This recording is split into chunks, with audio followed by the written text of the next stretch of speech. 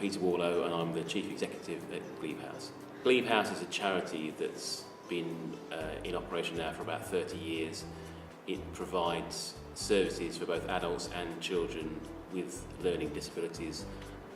One of the key issues that surrounds any person with a learning disability or any person supporting someone with a learning disability is communication. And we are forever trying to find new paths of communication that work. My name's Amy Coleman. I'm an independent speech and language therapist and also a Macton regional tutor. Without being able to communicate your choices, it's something that we all take for granted because we can communicate those choices, make our feelings known, and it makes somebody very vulnerable. I'm Glebe. I am the Autism Service Assistant Coordinator at Glebe House Project. Glebe House as an organisation do support adults with behavioural issues, and a breakdown in communication can heighten anxieties and stress levels. During this study I really hoped to see a difference from when I first visited back in November and asked some very basic questions. So I ran through questions like, what kind of food do you like? Tell me about your family. What kind of music do you like? Just everyday questions that I would ask somebody in conversation. My whole purpose of doing this was to take something that was new, that was innovative, and probably more importantly was flexible in terms of the way that it can develop, and the way that you can actually input information into the programme itself and personalise it to the actual person with a learning disability.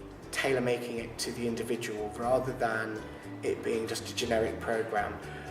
The ability to create grids and to add people's voices and photos, that's been a real benefit to our service users, because again it's making it more personal to them. Outcomes of the study have been that the adults with learning and communication difficulties that were chosen for the study have been able to express themselves so much more. When I first asked the questions, they weren't able to initiate conversation, to ask me any questions or to use greetings, and in every single one today when I've come back to look at the differences, they've been able to greet me because they've got something visual in front of them. They've been able to ask how I am, they've asked me questions after I've asked them questions, and that just wasn't there when we first asked the first set of questions. One young man's target was to have 3 elements in a sentence, and he's actually putting together, so he's got 6 or 7. We've seen a lot of confidence come from a very little amount of work. We see people 1 or 2 days a week and introduce this programme, My Choice Pad, into their day, and it seems to empower them, especially around making choices and talking about what's happened to them maybe in other organisations or at home. I definitely recommend My Choice Pad to other organisations.